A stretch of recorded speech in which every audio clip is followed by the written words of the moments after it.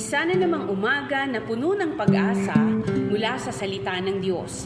Halina at makibahagi sa ating umagang pagbubulay, pagpapalakas at pagpapatatag sa ating pananampalataya sa Panginoong Hesus. Mula sa Section 6 ng Southern Tagalog District Council of the Assemblies of God, tayong lahat ay magkaisa sa pagpapalagong espiritual.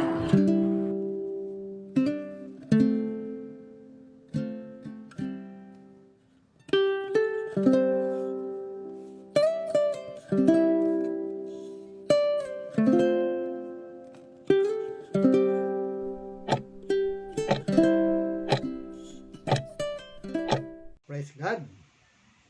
Salamat po sa Panginoong Diyos at pagkatapos po ng medyo ilang buwan din na hindi po ako nagkapagbigay o hindi tayo nagkita-kita through this devotion and prayer ay dahil po sa ilang kadahilanang pangkalusugan, ngunit salamat sa Panginoon at ako po ay maayos ng kalagayan sa kasalukuyan at handa na po muli tayong makipag-isa sa Panginoon sa pamamagitan ng ating sama-samang pananalangin tuwing umaga at anumang araw tayo komportable na nakikinig ng devotion and prayer na ito. Tayo po ay manalangin.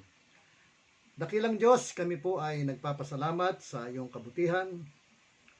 Kinikilala namin na ikaw nga ang Diyos na lumikha ng langit at ng lupa at maging kami na sa pasimula malamang, Panginoon, ay ikaw na ang nagmamahal sa amin at nais mo na kami mapabuti sa lahat ng panahon. Patnubayan po, Panginoon, ang iyong lingkod at ang lahat ng mga nakakapakinig at marating ng mensahe ngayong oras na ito. Sa pangalan ni Jesus, ito ang ating dalangin. Amen. Welcome po sa part 1 muli ng ating pong tatalakayin. Ng pamagat po ng ating tatalakayin mensahe ay Living with Insecurity. Alam niyo po, ang insecurity ay wala pong taong exempted dyan.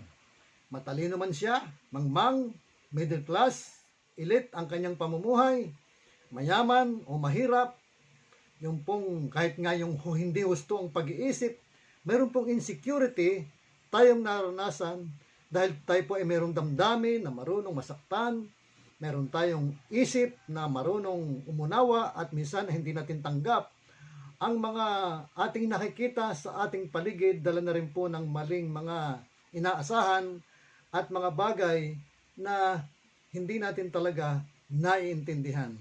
So, ang insecurity po ay pwedeng maranasan, una sa lahat ay sa ating pong tahanan, sa ating trabaho, sa community, sa mga iba't ibang mga organisasyon, at maging sa loob po ng church, ang insecurity ay possible na maranasan.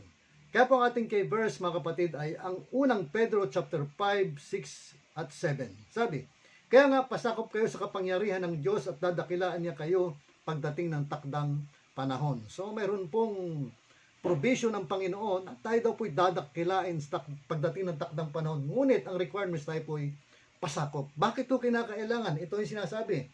Ipagkatiwala nyo sa Kanya ang inyong mga alalahanin. So ang insecurity po ay isa sa ating mga alalahanin. Bagamat parang napakababaw lamang naman, pero alam natin ng isang bigat ng damdamin, galit, puot, sama ng loob, pwedeng pagsimulan yan ay simpleng insecurity na kapag hindi ito natin napaglabanan, ito ay magbudulot ng kasalanan, kabiguan sa ating mga pangarap at minsan ay pagkakalayo sa Panginoon. Sabi, ipagkatiwala niyo sa Kanya ang inyong mga alalahanin sa buhay sapagkat siya ay nagmamalasakit sa inyo. So, ganun po ang pagmamahal sa atin ng Panginoon. Alam ng Panginoon Diyos ang ating mga kahinaan, ang ating mga insecurity, ang ating mga problema at mga kinakaharap. Kaya ito po ay bahagi ng buhay ng isang tao. Ito ay distraction sa isang damdamin na may kalungkutan, sakit ng kalooban. Yan, sabi ko nga kanina, at pagsisimula ng malalim na kabiguan sa iba't ibang bahagi, aspeto ng ating buhay. At minsan ay nadaramay pa ang ibang tao dahil sa ating mga karanasan. Now, sa banal na kasulatan po ay iba't ibang insecurity po ang mga naranasan ng mga ibang karakter dito. Yan. at iba't ibang pinagmumulan, bakit nag-insecure tayong mga tao. Now, tingnan po natin. Different type of insecurity. Yan. Tingnan po natin. The insecurity of Cain. So, alam natin ang kwento sa unang aklat pa lamang ng Bible ay nakita na po natin ang insecurity na nangyari sa magkapatid na Abel at Cain. So, alam natin ho yun na nag-offer ang magkapatid na ito sa Diyos. Ating pong basahin ang Genesis chapter 4 hanggang 8. Ang sabi po dito ay, yan. Kinuha naman ni Abel ang isa sa mga panganay ng kanyang kawan. Panganay ang kanyang kinuha. Dahil sabi po sa mga talata sa ibang aklat o sa Genesis pa rin ay sabi ay yung the first fruit. Yan. Yung pamaganda eh. Yung first fruit ay kinuha niya. Inialay. Pinatay niya ito at inihandog ang pinakamainam na bahagi. Si Yahweh ay nasiyahan kay Abel at sa kanyang handog. So, yun pong the best offering na ni-required ng Panginoon. Kapag sinabi pong hayop ito na bahagi ng paghahandog, may kasama po itong blood or dugo na yun ang hinahanap ng Panginoong Diyos. Verse 5, ngunit hindi niya kinalugdan si Cain at ang handog nito dahil dito hindi mailarawan ang mukha ni Cain sa tindi ng galit. So, ang pagkakaiba ho ng kanilang mga paghahandog ay ang inihandog ni Cain ay ani niya sa bukid na hindi naman yon ang nire-required ng Panginoon. At ang nangyari, na-insecured po ng husto si Cain dahil hindi tinanggap ng Diyos ang kanyang handog. Sabi sa verse 5, ngunit hindi niya kinalugdan si Cain at ang handog nito. Dahil dito, hindi mailarawan ang mukha ni Cain sa tindi ng galit.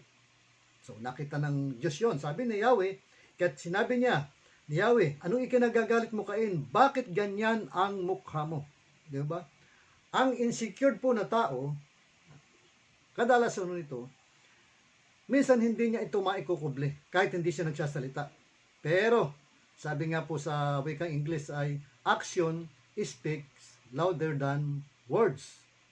Ang mga insecure po na tao ay lalabas at lalabas po ang natural niyan. At kahit nga marahil itong si Cain ay hindi nagsasalita, pero sa pagmumukha o sa mukha pa lang reaksyon ng kanyang mukha ay alam niyang siya ay masama ang loob. Alam niyang siya ay hindi tinanggap ni Yahweh ang kanyang handog. Kaya sabi sa verse 7, kung mabuti ang ginawa mo, dapat ka magsaya. Kung masama naman, ang kasalanan ay tulad ng mabangis na hayop na lagi nag-aabang upang lapain ka. Nais itong pagharian ka, kaya't kailangang mapaglabanan mo ito. Sabi no, kung tayo po ay nakaranas ng insecurity, dapat po ay mapaglabanan natin ito. Dapat humingi po tayo ng patnubay ng Panginoon. Ma-overcome po natin ito. Dahil sabi nga ay, ito ay magdudulot ng kasalanan. Anong ginawa ni Cain?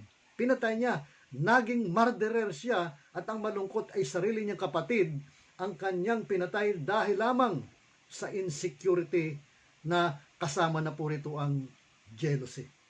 Kaya ho, minsan ay sa katotohanan lamang bilang tayong mananampalataya, marahil na insecure tayo sa iba nating kapatiran. Bakit tila baga mas pinagpapala ang ating kapatid na iyon? Samantalang tayo naman ay naglilingkod, tayo naman ay churchgoers, minsan ay pare-pareho naman tayo ng posisyon bilang mga pastor, nasa ministeryo ng Panginoon, pero bakit yung ibang kapatid ay parang napaka-alwa ng buhay? Bakit ang kanilang mga pangailangan ay will provided ng Panginoon samantalang ako ay hindi ganun? Ayun. Sigurado po hindi po sa Diyos ang problema. Atin hong tingnan maigi, ano ho ba ang ini-offer natin sa Panginoon? Tayo ba'y nag-i-invest sa Kanya? Tulad ho aking sinasabi, ay may karapatan lamang po, ang may karapatan lamang na mag-withdraw sa bangko, ay yung nag-deposit. Diba? Sa Panginoon, pwede ho natin i-apply ito. Na kung ikaw ay nag-invest, kung ikaw ay nag-deposito sa Panginoon, kung ikaw ay nagpautang sa Panginoon, dahil sa pagkakaloob mo, pagbibigay mo at pagtulong sa iyong kapwa ng walang kondisyon. Nakatitiyak ho tayo na may karapatan tayong mag-withdraw, may karapatan tayong humingi sa Panginoon. Ano, ang katotohanan, yan po ang prinsipyo ng Bible. Kung ano ang iyong itinanim, yan ang iyong aanihin. So, huwag ho tayong mag-expect ng napakalaking ani. Kung in-invest natin, ay mabuti nga kung may in-invest tayo, paano kung wala? Diba? Kaya, mahalaga po ito. At kapag tayo nag-invest, nagkaloob, nag-alay sa Panginoon, tayo ho ba'y masaya? Or tayo'y napipilitan lamang? Dahil sabi ng Panginoon, dapat kung tayo magkakaloob, diba? Magbibigay, magbabalik, nang para sa Panginoon, dapat ay tayo po ay masaya. Hindi napipilitan lamang. Ipagkaloob po natin ang para sa Panginoon. Kaya nga, napakahalaga ho nito. Tingnan po natin, suriin natin ang ating puso. Dahil, kailanman, hindi po pagkukulangin ng Panginoong Diyos at hindi makakaranas ng insecurity ang isang taong nag-aalay ng buong puso ng may pag-ibig at kagalakan para sa Panginoon. Salamat po. Nawa po ay hindi tayo maging katulad ni Cain. Yes, maaaring hindi man natin pinapatay, hindi man tayo nagiging isang murderer, pero yung insecurity at inggit na nasa ating puso dahil sa tingin natin ay mas pinagpapala yung ibang tao kaysa sa atin. So, nawa ho, ma-overcome po natin yan. At tayo lamang po ang makagawa ng paraan. Nakatitiyak ako na ipapaunawa sa atin ng Panginoon ang ating mga damdamin ito. At ang kasagutan po ay alam naman natin ang kinakailangan natin, umaksyon at kumilos tayo ng tama at nawa nga ang bawat hain natin sa Panginoon ay maging katulad ng hain ni Abel na yun nga ang hinihintay at ni-required ng Panginoong Diyos. Tayo pong lahat ay manalangin. Lord, salamat po sa pagpapalang ito, sa mga mensaheng ito na kami ay patuloy mong pinaalalahanan. Kahit kailan, Panginoong Diyos, hindi ka nagkulang. Kahit kailan na sinabi mo, si Jesus ay naparito sa lupa upang ang mga tupa ay magkaroon ng buhay. Isang buhay na ganap at kaaya-aya. Kaya naman, Panginoon, yung insecurity na naranasan ni Cain, Lord, nawa po kung mayroon man sa amin na ganun ang damdamin, ito po ay aming ma-overcome. Salamat po, Panginoong Diyos, sa iyong pagpapala. Salamat, Panginoon, sa mensaheng ito. Dahil kahit kailan, hindi ka namin dapat sisihin. Dapat tingnan namin ay ang aming mga sariling mga aksyon kung ito nga ay pasado sa iyong pamantayan at loobin mo na yun nga ang mangyari. Sa pangalan ng Panginoong Hesus, itong ating prayer. Amen and amen. Praise God.